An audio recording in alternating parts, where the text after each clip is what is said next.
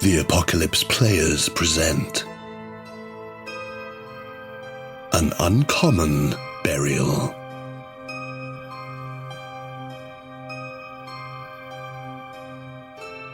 A Call of Cthulhu 7th edition scenario written by Danann McAleer in the style of M.R. James.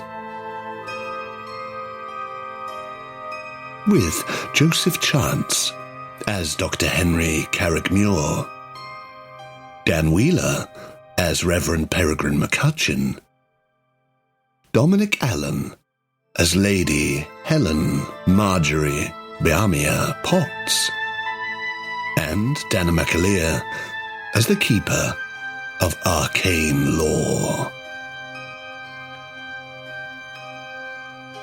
Part 21. Biological Heresy, or A Load of Old Bollards. But in fact, as you almost peel back, you feel his brawny arm grasp your forearm and sort of pull you in that sort of RSC sort of embrace. And he sort of turns to the others with a big grin on his face and then turns back to you and says, see, we were just testing you. You're a good lad and you're a better dancer. Right. Than I am liar. Let's talk ice. and instead of like making you go down first, he gestures for two of the others to go down first and then goes down in front of you and holds his hand out to like lead you into the darkness. So as Dr. Henry descends the stairs Hi, under perfect. the Duke of York pub, you find yourself. Well, obviously, there's not enough space for them to like sort of be one side of you, but you get the impression you're being sort of press ganged would maybe be the phrase that comes to mind, although not in a sense that you think they're recruiting you necessarily, just you feel very coerced down the stairs. But there's one that you've got him in front of you, and there's about 5 other guys upstairs, and you can hear one of them coming down the steps after you, and you're descending into darkness essentially. And as you get down, you sort of you feel the floor. It feels like it, and again you get that whiff of sea salt and everything. You feel a sort of softness to the floor. It's a bit like maybe the feeling of like manure and hay on a barn floor, but not quite the same, and certainly not the same smell. And I think you assume it's probably maybe seaweed, similarly to what you saw under the hatch beneath the museum. And you hear one figure you feel sort of brush past you at the back, so you know at least one person's followed you down. But then you see, if you look up, you see this square of light in the sort of the ceiling, I suppose. Right. And you see 2 of the guys sort of haul up the ladder and shut the door. And you're there in the darkness for a moment. And you hear the clicking of a flint, you assume, and there's the sort of the coughing, sputtering of a light in the corner, and you see an oil lamp sort of flaming up. You see Richard's face, his grizzled face, illuminated from beneath. The light sort of casts his eyes in black, sort of that stretch up his forehead almost too high. And you wait for a moment, and the light sort of fills this cavernous sort of space. It's not huge, but it's like a very damp looking sort of basement place. It has an impression of. It's an unlikely cellar to a pub. It seems more a cave than a basement, if that makes sense. More of a natural cave. Yeah, you'd maybe think that. And he sort of splutters a bit and says, Right. This way. And you realise it's just him and one other guy behind you. The others have stayed upstairs. Lead on. And well, you do. You follow. And there's you see as he moves forwards, and you follow the light. I'm assuming. There's the prince, one of the biggest guys from the bar, who's sort of behind you. You can sort of sense his weight and his sort of sway. So you're sort of between them, but following him with the lantern. And he sort of moves into the darkness, and you see it sort of. You see the outline of a sort of, I guess, a corridor in a sense, but again, it seems slightly more carved than built. Again, you're reminded very strongly of the smuggler's tunnel underneath Boggle Hole. And he moves forwards through that. I think my hand clutches that wee bag even tighter than I thought it could be clutched. But yeah. I try to press on, but I think maybe I do have under my breath, maybe with Perregrine in mind. Well, maybe both of them, maybe Marjorie and Perregrine, both of my minds. One, the literary aspect of Lady Marjorie, and of course the religious aspect of Pip. I say to myself under my breath. And so the ladder was brought up into heaven, and Jacob saw the world below in darkness. Oh. And I can't stop myself from saying it because I'm so conscious that I'm walking over the same ground, and there was a wrestling there, and I want the opium, but obviously I'm trying to walk the line. No, absolutely. Oh, what a quote! I love it. He sort of turns back. You see, like, for a moment he stops and just casts his head back slightly and says, Jacob, was that? Oh, aye. You know how we are on the coast up north. Presbyterians, you know. Not practicing, I hasten to add. Well, we're not practicing here either. We're experts. Keeps walking.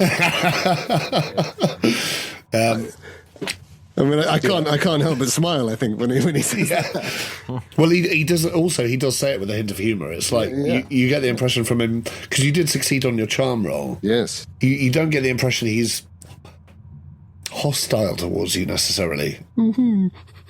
Do you know what I mean? Nothing. You certainly get a distinct impression from the hulking shape behind you, who was the biggest lad in the bar. Oh, aye. He's a hostile presence, but he's barely said a word.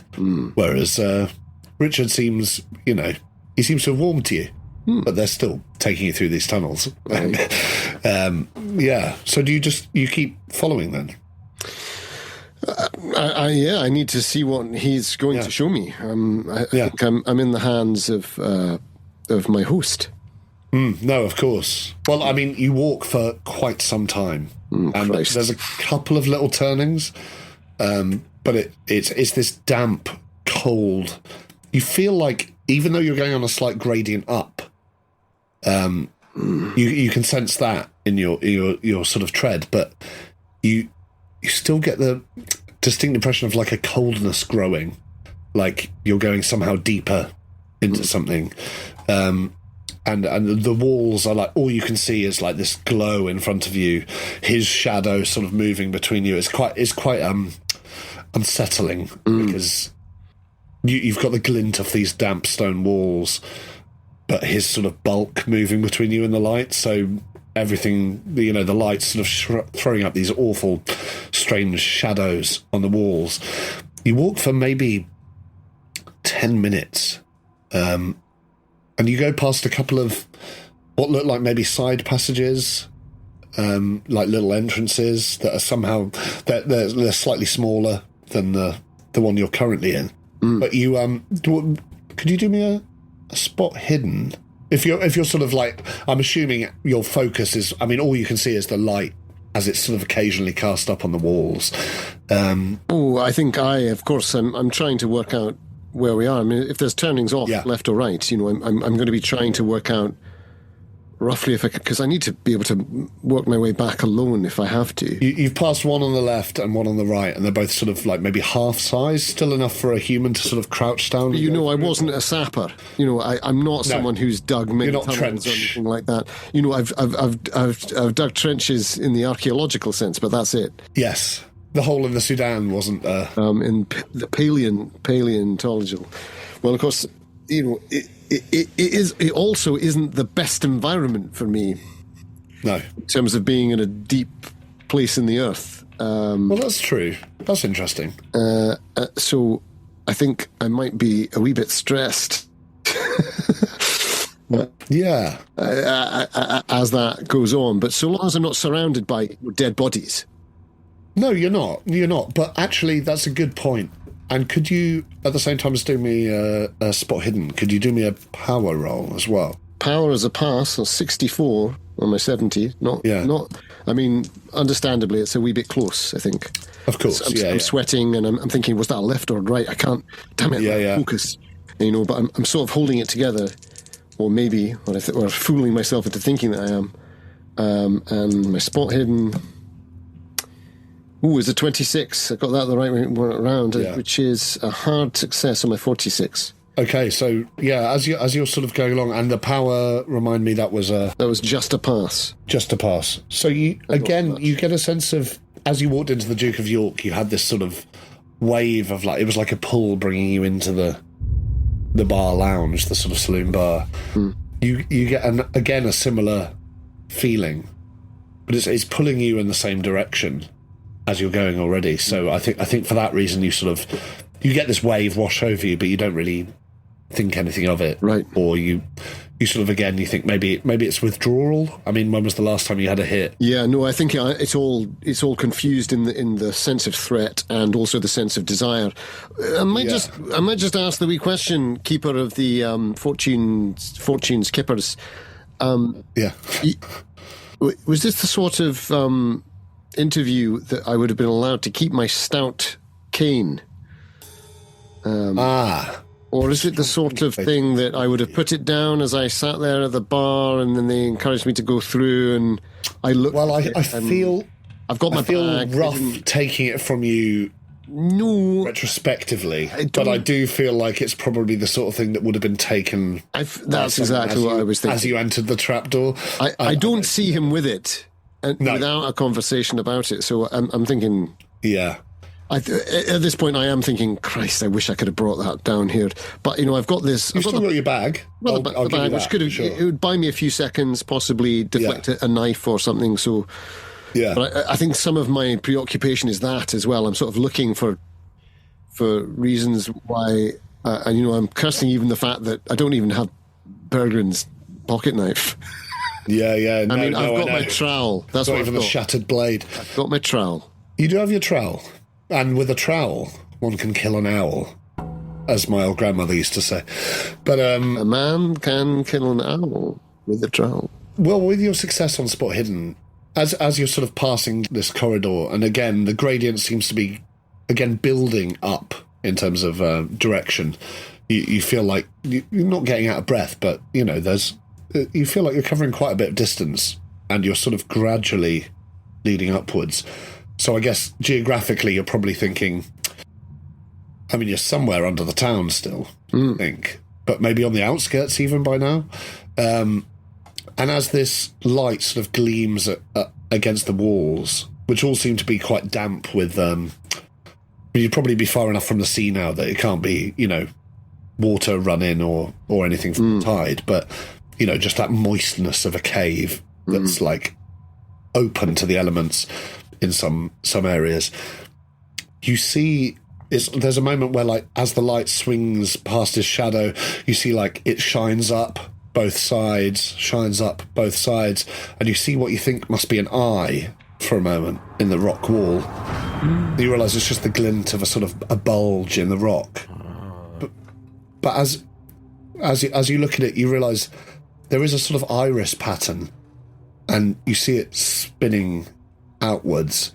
You realise it's like an ammonite, like the ones you saw at Boggle Hole, but it's huge. But it has also these like rays, like the sun, like the sun rays sort of spinning off from it. It's like this huge mural almost carved into the rock wall. It's like nothing you've ever seen. It would be the find of a century. I think I'm almost in that split second. I'm taken back to that moment in the rectory in the and I think it was Miriam. Phone fell with Miriam Margolyes. It was the Marjorie. It was Marjorie and I, wasn't it? I should never have called them Miriam.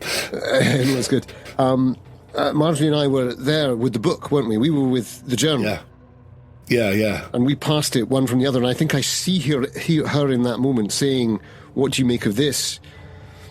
Yeah, absolutely. And I take it, and it's that first image that I saw of the spiral, of the myriad spiral, of the impossible, the hinting at geometrical heresy. Absolutely. Biological heresy, developmental, evolutionary heresy, all of it's wrong, but all of it's so right. And I think it's almost like I can see his penwork here on the wall. Yeah. And maybe I think I involuntarily stop and look. Aye. For the first time. I've been following and dutifully, playing the part. Absolutely. I just stop and go, oh my God. And you feel this, or you feel a sort of an amount of surprise from the figure behind you, but this big guy sort of almost, his chest sort of goes back slightly, but he doesn't push. And you see Richard sort of stop and turn. And as he does, the lantern obviously throws up far more light on this image, and you see that the sort of rays of the sun of this huge ammonite, that they contain like smaller suns, smaller ammonites within the rays. It's like this sort of mosaic almost. And again, I think, thinking about the mathematical and the religious, it's only the mathematical perfection of it that sort of stops you losing your mind, maybe, because if you were thinking from like you say, it's biological heresy. A great term, I think. And Richard sort of turns and he sees where you're looking, casts his eyes up at the wall and says, you're a man of science, are you? I have a mild interest in such things. Oh, yeah, me too. I knew a man, down south who... Oh, did you? Who studied them? And I just sort of look around, and I think I'm just... Yeah. The more you look, the more you see, like, even though there's this huge sort of shape on the wall, you see even in the tiniest little glitters, there's all sorts of fossils that seem to be sort of throwing out their own sort of refracted shapes, dotted about. Like, the closer you look, the more you see. And you think back to that moment as the boat came in, after the Boggle Hole guest house burned, and you desperately were chipping away at the rock face, and you managed to get that sort of partial trilobite, which had the sort of some hint of the fractals to it, but like nothing like this. And you've got your bag with you, and he's sort of there. He says, "Knew a man, did you?" Right. What was his name?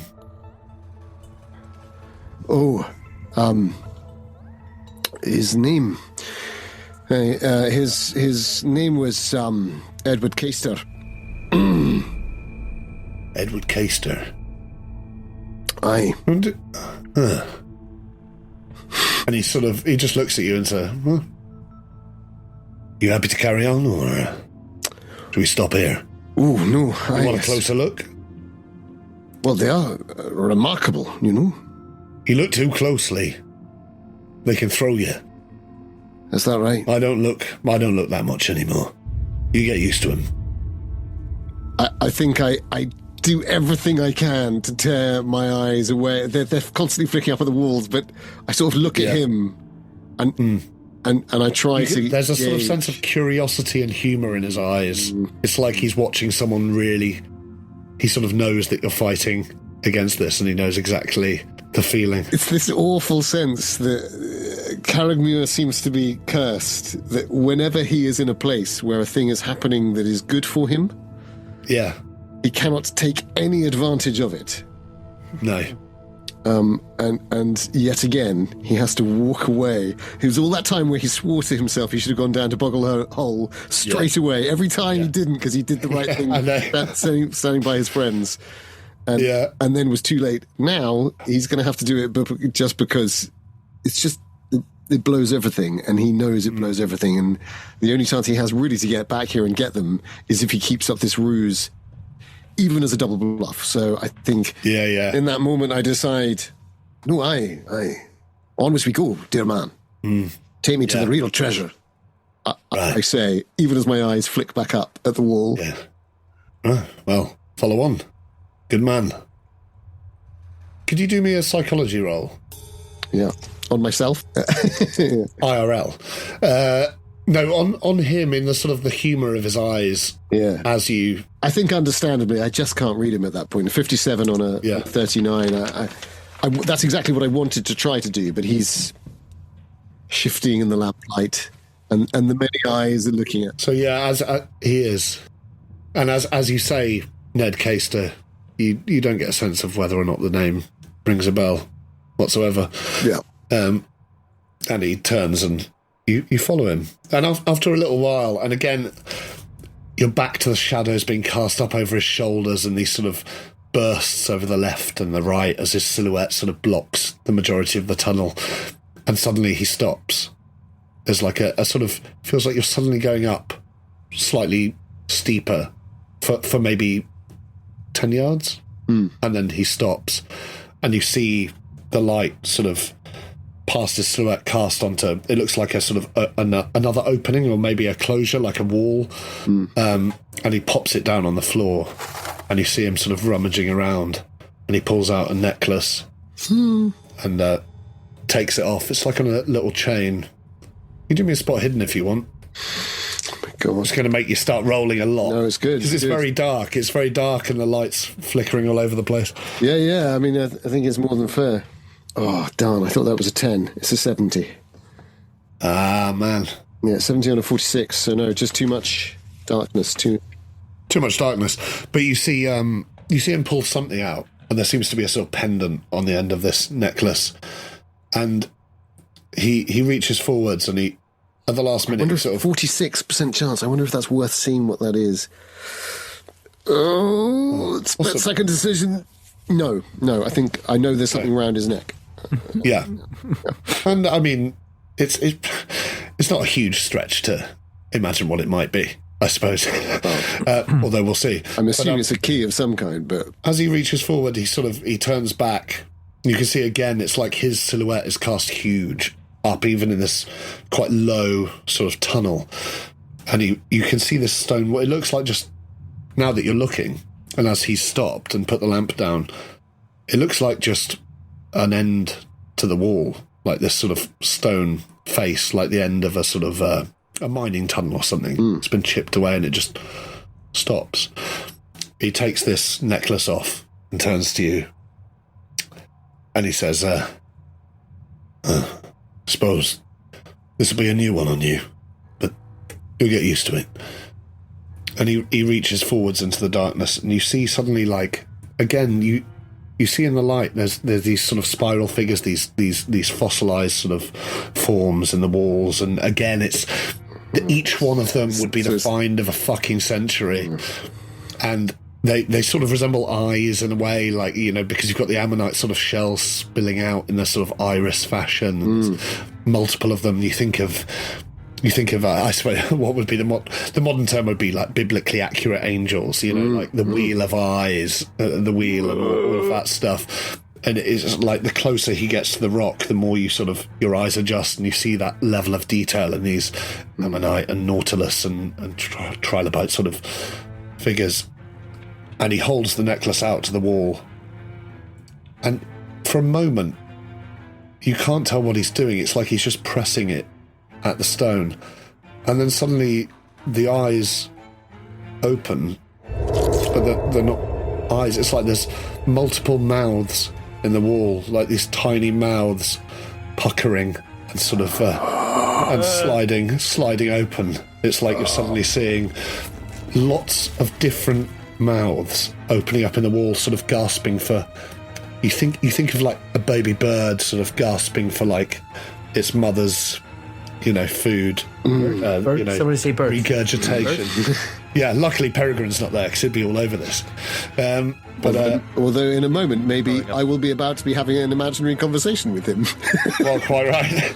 And he just sort of, you see him sort of stroke down a couple of them and then push the pendant of whatever necklace it is into... He quietens the mouths. Yeah.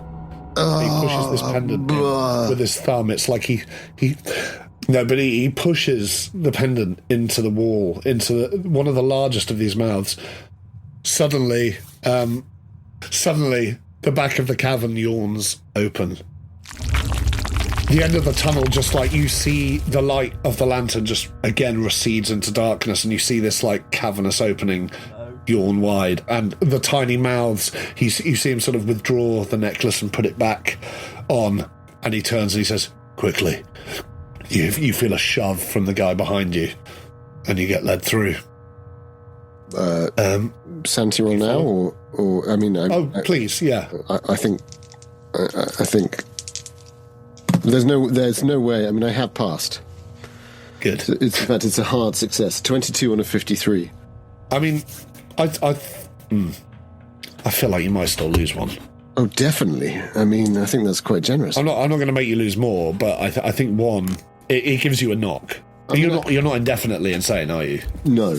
I mean, it's pretty fucking strange, but I guess the playing of the candlelight, the oil light rather, maybe convinces you that something mechanical might be going on. Maybe that's what you tell yourself. I don't know. It looks very organic and biological in the rock, which is unsettling. But I think I'm now convinced it's the Triskelion that he's using. And I think what he's done is it's some sort of acidic reaction or something, alkali acid reaction, where as he puts it in, it just sort of reaches out like fronds it's like some complex calcific response that I can't think of an exact example. Complex calcific response is exactly what you think. Would be quite what it is, but obviously it makes you look like they sort of open. And of course, clearly that's created some kind of religious cult full of fucking nut jobs. Oh yeah, who are here celebrating this festival that we're at, and I'm definitely. I think it's not exactly an involuntary reaction, but I think I just do one more wipe of the sweat, and then my hand goes into the pocket, which is not done up until this point, and I just grip the trowel in one hand in my pocket, and I grip the bag in the other, and I just keep walking without looking at the walls now, if I can. Yeah. Lush. So you do lose one, Sam, but you hold it together and you grip the trowel. And at that point, you see Richard stop in front of you. And for a moment you think, because you've secretly gripped the trowel handle, it's like you almost have a moment of panic of, oh fuck, is he somehow he knows. Does he realise that exactly that way that that way you're doing something secret and you're how like, can you oh possibly fuck know? Yeah. But unless you see through the eyes. He turns and he says, Simon, pat him down. And the guy behind you sort of turns you round. And are you going to keep your hand on the trowel, or are you going to let go? He's going to pat me down. You've just gone through this opening, and it's like he's sort of, you realise it probably isn't that he knows you've gripped the trowel. It's like a last minute, before we go through, we should give him a proper search sort of thing. I can't lose the trowel, not really, but there's a mad moment where I think, can I throw it? And I think, no, just keep it. But I've said I have a keen interest. And I basically, but I think I maybe do that slightly ridiculous. But you don't keep your hand on it, I suppose. No, my hand, unfortunately, perhaps electrically goes off it, though.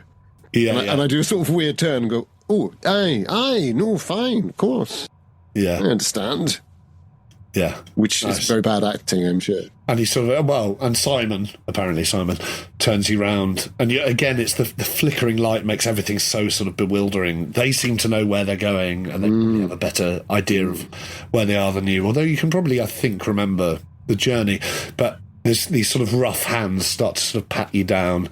He takes your bag, sort of goes through your bag, feels the trowel, but he's not taking anything. He doesn't seem to be taking anything. I mean, you're in a tunnel. I don't know where to put it anyway. But he goes through your pockets. You don't make any attempt at stopping this. No. Frisking. I suppose I would say the bag contains something very important to me. But it's only tied on to my wrist. It's not manacled. It used to be manacled. I remember. Well, I mean, he sort of senses the pull, and he goes through, and it's all by the light of this oil lamp. But he seems to be looking for anything obvious. Like he's not really reading into anything. Like he leaves you a trowel. I think he'd probably note. I mean, the pipe and everything. Does he look inside the bag? Yeah. If you don't stop him. As he takes it and opens it, I mean, I think my hand will shake if he takes it off me. Yeah, I just won't be able to control it. And as it shakes, I see that's extremely expensive. That's a down payment, effectively. Don't think for a moment that that's something that we could dispose of easily or quickly. It would be most unwise. Do you understand, Simon? Well, he sort of grunts and looks up at you, and then looks at Richard in a sort of quizzical, like it seems like he doesn't understand. And Richard sort of says, "You are reliant on that, are you?" No, it's the jute mills in Dundee that are reliant on the payments for opium trade, my friend. And that's what will be funding any business that I undertake. I see. That's why I'm reliant on it, for its value. I see. Good man. Well, thanks for letting us know. Anything else we should know about? Only that it can't leave my side. If it leaves my side, I'm a dead man, you understand? I do. Simon, pack it up. And he zips the bag back, sort of hands it back to you. Now he just goes through your jacket, like the last sort of little rummage in your jacket pockets, and pulls out. He will obviously find the trowel. Well, he finds the trowel, and he sort of looks at it, smiles, puts it back in your pocket. He doesn't seem that bothered. Not bothered. Which is slightly worrying. But probably not, no. And then he sort of, I think in the other pocket, you've just got probably some receipts from your travel and stuff. That sort of thing. I mean, you're keeping receipts the whole time, right? Christ, God's house. Or rather... Oh, yeah, lots of receipts in a little notebook. And there might be a nervous moment as the notebook comes out, because there will probably be, inappropriately, as I've just realised, as I'm literally myself, Joseph, making notes, there will probably be various... I mean, it'll be slightly academically... I don't even know what this word means. Coded? Like acrostics. Or... Is that even an appropriate anacrostic? Is that... Acrostics? They're codes, aren't they? Yeah. More shorthand, essentially. It'll be his version of shorthand, but I think there'll be that terrifying moment. If Simon opens it, I'll be going, "Oh God, no, please don't actually read it." So an acrostic is like the opposite of shorthand. It's where you write like a whole verse, and it's the first letter of each. Oh, yes, that's it. Oh, yes. God, yeah. I think I'm thinking of cryptic crosswords, aren't I? So, well, he goes into the jacket pocket that contains the notebook. I guess just your receipts from the hotels and the shops. Yeah. Because you're so, I know you're very specific at, keeping all of those. Oh, aye. And he sort of, he has the notebook in one hand, and you see him sort of shuffle through these receipts, and then he sort of opens something, and you just suddenly see his face, even in the light of the sort of oil lantern, even in the darkness, it goes as white as a fucking sheet. And he just stuffs it back in your pocket. And he says, Richard. And you see Richard look at him, and it's like there's an unspoken sort of thing between them. And Richard picks up the oil lantern, and they both start backing away from you. What's wrong, gentlemen? They're only my notes. All right. You should stay down here. You should stay down here. It might not even find you here. Wait, But you should stay down here, if you've any sense. And that you see them both just suddenly start to move back. The festival? The way you've come away from you. You mean the festival might not find me down here? What? It might not find you. I wouldn't try and find a way out, if I were you. I'd stay down here and sleep. Stay down here and sleep. And Richard looks just as scared as the other guy. And you see them both sort of backing away with the lantern up. I don't... Back the way you came. Gentlemen, please, I don't understand. You cannot leave me down here. And you get the distinct impression from Richard's face that he's about to turn and run. And at that point, we'll cut. I wasn't expecting that. That's even worse. It might not find you down here. Oh, God. Scared of moleskins, I guess. Maybe. Yeah, He's terrified it is of a moleskin. Yeah. I think they're like spiders, aren't they? Like, they're more afraid of you than you're of them. Yeah, exactly, yeah. And we'll cut back to Perregrine. Yes. So, as you go up, you see... well, you're with Bernard. Yes. He sort of brings you up and says...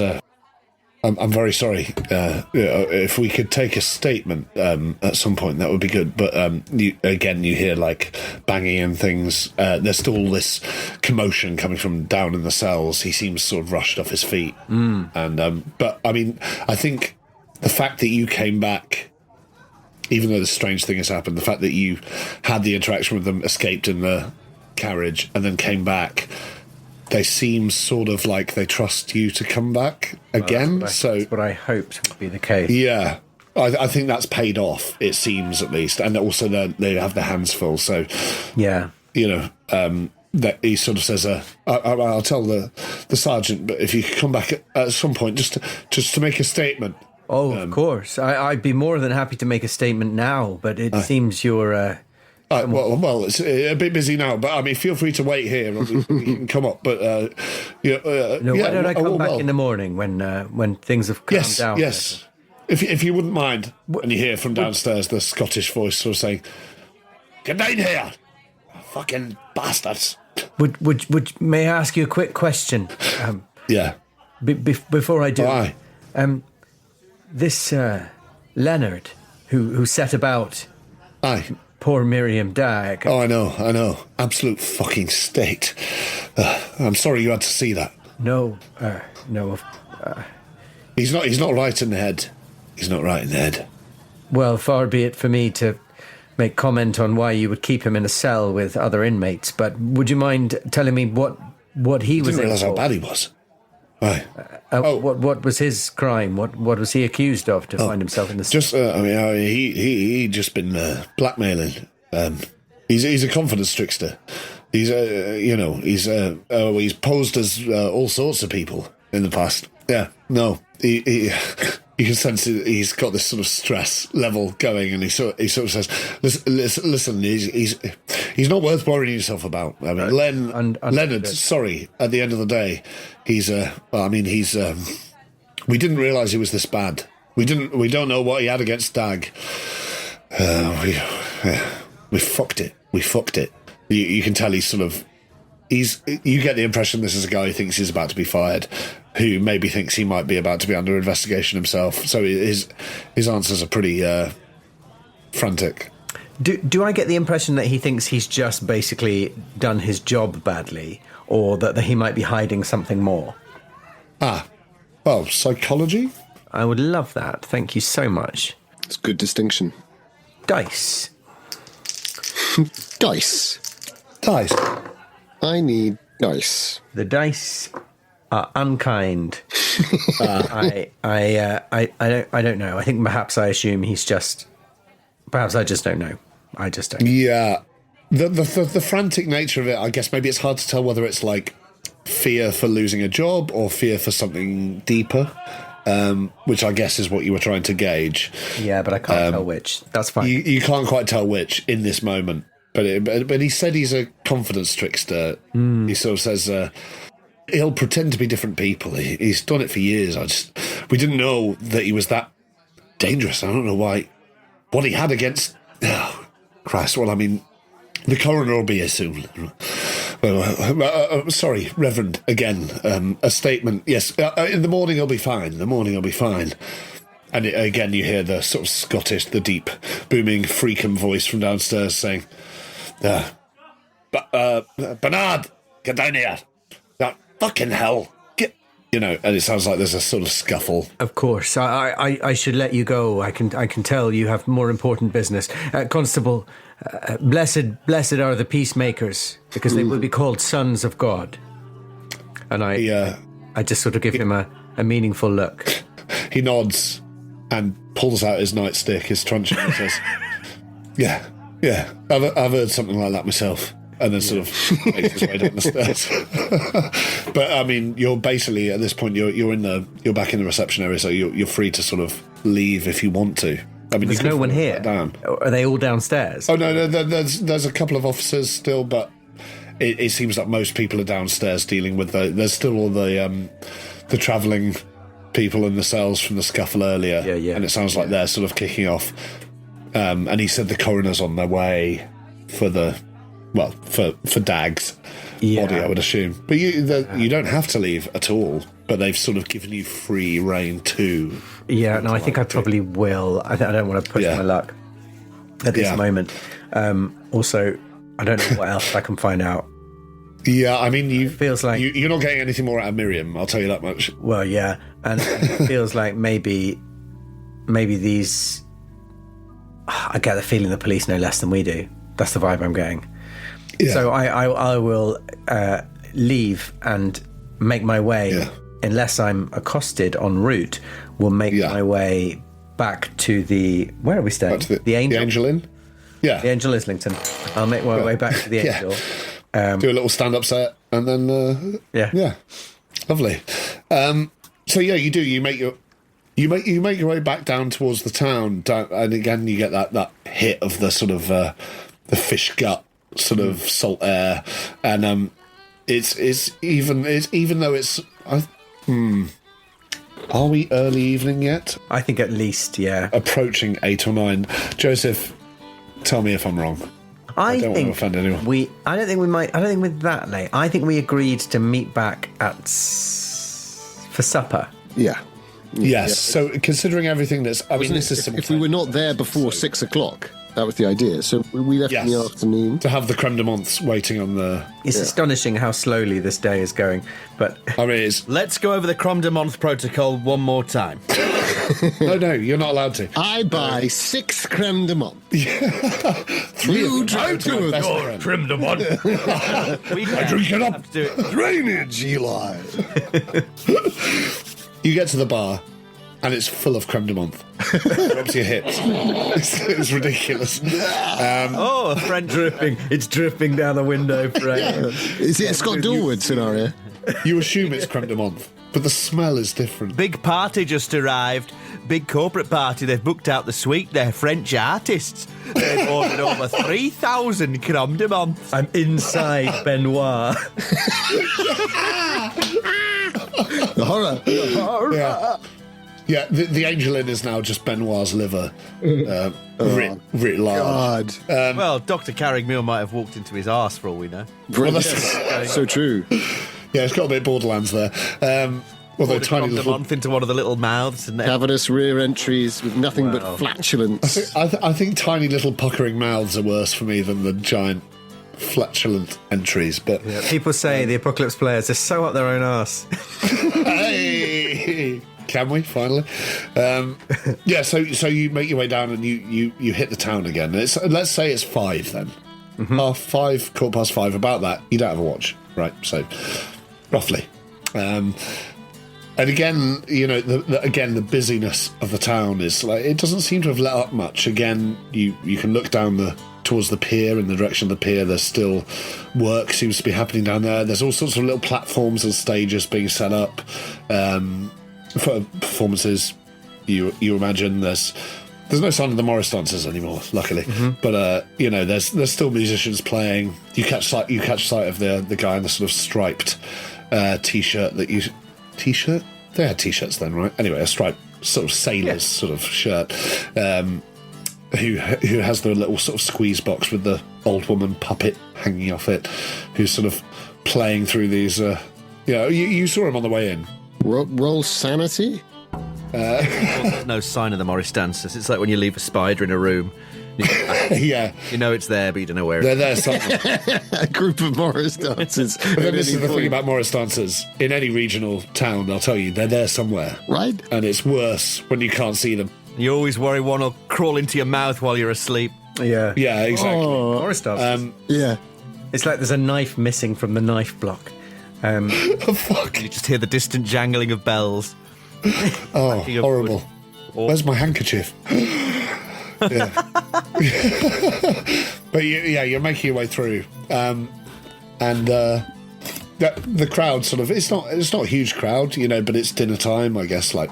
You can tell that the town's busier than it probably usually is. Mm-hmm. And there's still this preparation going on. You start weaving your way towards the Angel Inn. Could you do me a spot hidden as you sort of make your way through this crowd? With pleasure. Avec plaisir. I failed that. That's an 83 on my 74. I could spend luck. I've got plenty of luck. But it's your call. I mean, so good. I mean, I'd say passive. Can I push it, or is it too passive? I would say that as you weave your way through this crowd, it's like there's a little milling, if that's a phrase you would use, a little milling towards the sort of the swing bridge down by the docks, and it's like you can see there's people carrying sort of lumber. There's other people coming around. There's someone listening to like the guy playing the squeeze box with the weird demented sort of old woman puppet on it, and it's suddenly a moment of like slight chaos in quite a calm evening. Otherwise, this seems to be the epicenter of the business in the town. You can see the Angel Inn up ahead of you, and you just get an odd sense from the sort of people passing around you. You suddenly have to weave a bit more through them.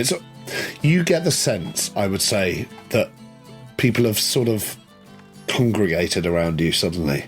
Around me? Yeah.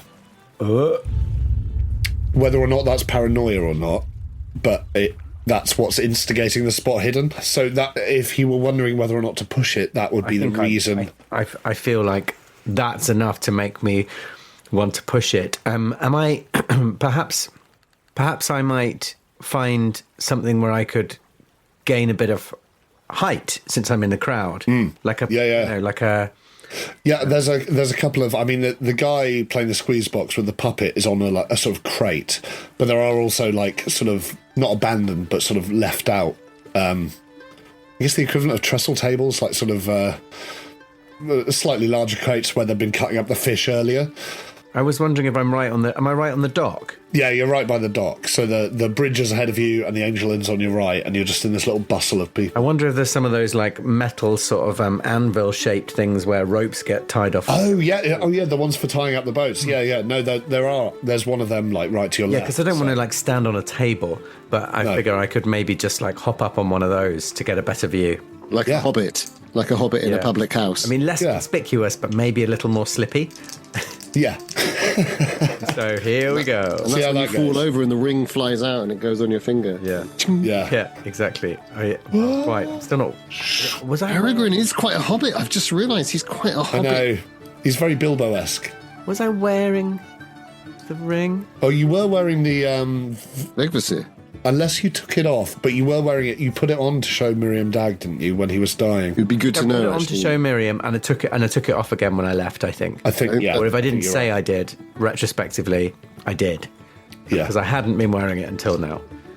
Yes, he is a bit like a hobbit. Well, of course, my mum always refers to her relatives on her side of the family as the hobbit. It's like Phil Baggins's. Because Hampshire. Well, I suppose there is a touch of that. Very, very hobbity. I don't think of him as sort of large-footed and squat and short. I think of him as slight and sort of proud feet, like 5'10", kind of. Yeah. At least I think he's quite tall, very slim. Anyway. No, sorry, it's important to me. The good news is that is a hard success on my spot hidden. For those listening on audio, I've rolled a 28 on my 74. I hope that's useful. That's page page 67, if you're following along in your New Penguins. You mount this sort of again, the bustle is... I just wanted to stand on it. Easy. Yeah, no, absolutely. No, you do. But like, it's as you're sort of almost manoeuvred through this crowd, you get the feeling of like, it's an odd little congregation. It feels like suddenly that people are focusing on you, or are they? It's hard to say. You get a sense of, well, you just want to get a real good look around you. Mm-hmm. There's enough people that you don't think it'll... I mean, there's a guy playing the fucking accordion with a puppet attached. You can't attract that much attention, Do you keep mentioning this guy? Yeah. Oh, no, he's a real guy, by the way, in Whitby. So I'm just imagining in my head that he's immortal. But you... Like the tamale man in Mexico City. Very much like the tamale man. Zonky photo! Get your zonky photo! Oh, God, no. You get a foot up on this thing and you sort of raise yourself up. And looking around, you see that, as the crowd don't seem to be interested in you. There's no eyes on you. Yeah. You think at first. And then this guy in a sort of a long black coat, sort of, it's like he sort of weaves between the crowd towards you. It's like he's weaving through the crowd almost in the direction you were going in. And you just see this shine of something in his hand at the very last minute as you realise he sort of, without looking at you, just stops by the thing and swings up with a hand. And I don't know if you want to do a dodge roll. Oh, my God. Or, yeah. Yes, I guess. Oh, fuck. Yeah. No, Peregrine's he's always about attack back, isn't he, Peregrine? I mean, my dodge is awful, so I'd be safer. I'd be safer fighting back, but...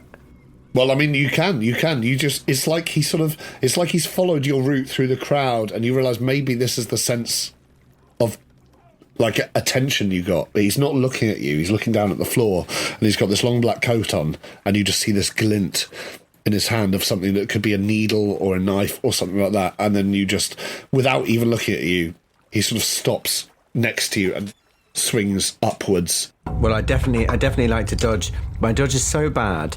I'd like maybe a rules lawyer to adjudicate on whether, since I'm on top of a little thing, whether I could roll my jump instead of my dodge. Love it. What do you think? Yeah, I'd say so. Yeah, buys me an extra. I mean, how often do you get to jump in this game? Well, quite. I was exactly what I was going to say. When you said rules lawyer, I saw an opportunity for employment, and I thought, hang on a second, what about jump? Is it any better? Thinking the Damien. Perfect, yeah. I would argue. So last zonky ride on the beach in 20 minutes. Unless anything should happen. If you do that one more time, I'm going to have to roll sanity. It's so distressing. It's so distressingly accurate to this moment. I mean, I'm tempted to... I don't know. In terms of true rules lawyering, how much soup kitchen work has McCutcheon done? I mean, like... Is he the sort of man who's... He recognises a ladle when it's coming towards him. Helped his parishioners at weak moments where they've sort of, for instance, been unfortunately in the grip of drink and perhaps worse. And but I don't know, he's not done inner city, has he? He's always been... No, Newton Valence is not that kind of guy. He's no Rishi Sunak. Sorry, it's too good. Newton Valence. No, in which case I don't think you can argue that. I think it's jump. I'll take you to Newton Valence one day. I'd love to go. I'd love to. We should do a walk. Yeah. Maybe take us some binoculars. Look for some birds. Yeah, the walk. Something lovely like that. Walking is nice down there. On a nice wintry day. No, what I'm actually going to do is just jump off this. Maybe... fucking hell. I mean, he's coming up from the crowd side, so you've got the harbour sort of bars, and the sort of the water right on your left. There's no one to your left. You could jump that way. I mean, you could jump into the water probably from this distance, but I wouldn't. I mean, or do. I think that's probably not what I want to do immediately. That might be my next move, but no, I'd like to jump just as far away from him as I can get. But being on this little pedestal gives me a bit more distance than just dodging. Yeah, absolutely. Yeah. So, okay, I'll roll my jump. See how I get on. Typical man of the cloth. My jump is only 20. On this pedestal that I'm on. Okay, that's not great. Cool. I've rolled an what have you 83 done? on my 20 jump. For the There's spreadsheet. nothing I can do God. about that. Okay. You rolled a lot of 80s tonight, I'm thinking. Yeah. Maybe if someone could draw up some sort of spreadsheet to work out whether I'm the least lucky player. I think the negative, given this is some rules bending, I think the negative consequences of a jump should be worse than a dodge. Well, yeah, you could still push it. No, It's not over yet. When you could push. No, you Not can't, really no. a combat skill. Well, Maybe. yeah, because it was a sneak surprise. I mean, it was a spot hidden that sort of alerted you to the fact you were about to. So I would argue he's not yet in a combat. Yeah. So I could push it. So I do think technically, I haven't gone into Dex order with this guy. It's like a surprise attack. So I will give you that if you want to push it. I'm not going to push it because I feel like potentially Okay. the consequences of a failed jump while next to the right Needle wielding maniac Paul. next to the sea. is worse than being slashed by a knife. Although I am on low hit points still. Could be. Well, let's see how he gets on. Yeah, of course you are actually injured, aren't you? Yeah, what are you on at the moment? 6. Remind me. So you, at that moment, you sort of you've hopped up onto this, and I'm going to have to find out the name of it and name the episode after whatever it is. But those metal things that you wrapped. I feel like it's called something like a stallion, not a stallion. That's a horse, but it's something like that. Yeah, yeah, it is. Yeah. It's Rope yeah. stallion. You talk. There'll be a I'll look word it for it. Yeah. Well, you okay. talk, Cool. I'll look it up. So, no, you do talk, the I'll scene, look it Dan. up. So you you get this sense, and you step up on it, and you just scan back. You sort of turn back to the sort of sea, back to the harbour at least, and look into this sort of weird mix of people, and you see this figure who's sort of made their way through. And they just have their head down. It's like they look quite sullen. Their eyes are almost deliberately not on you. That's what points them out to you. It's like they're not looking at where they're going. It's like they're sort of making an imitation of following a route through this bustle. And at the last moment, without looking up at you, you see this glint in the hand, and they launch upwards, and you feel this sort of impact in your armpit as you sort of like raise your hand up. No. You feel this impact in your armpit. It's like being. The only way to describe it would be maybe like as if someone had like a white hot pin and they just punched you with it. Like there's this cold and hot at the same time, No. and the impact like knocks you off the thing. You don't fall into the water or anything, but it knocks you onto the floor.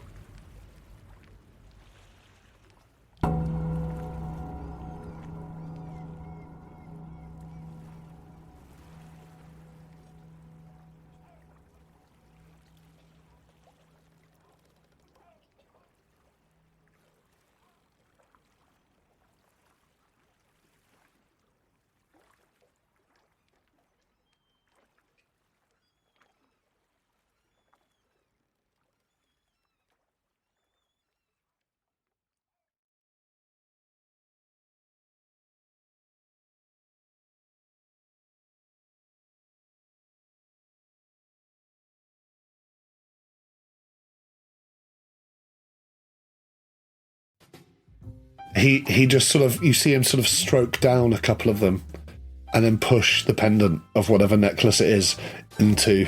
He quietens the mouths. Yeah.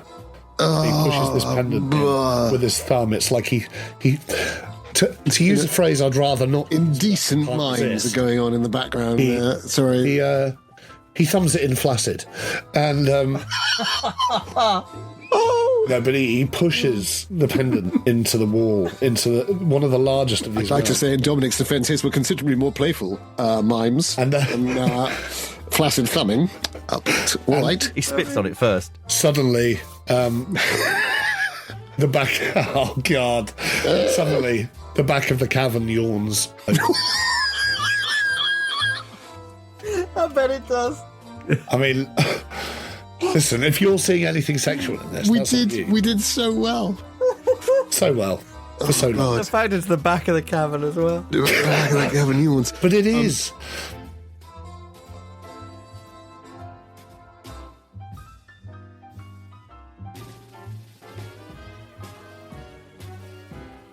I think it's the thing that kind of that makes horror horror is that you're screaming at the guy as he's going down the stairs into the cellar. Good point. And you're going, don't go down the cellar stairs. Yeah, but he's not in a movie theatre watching this. He's going, yeah, but hang on a second.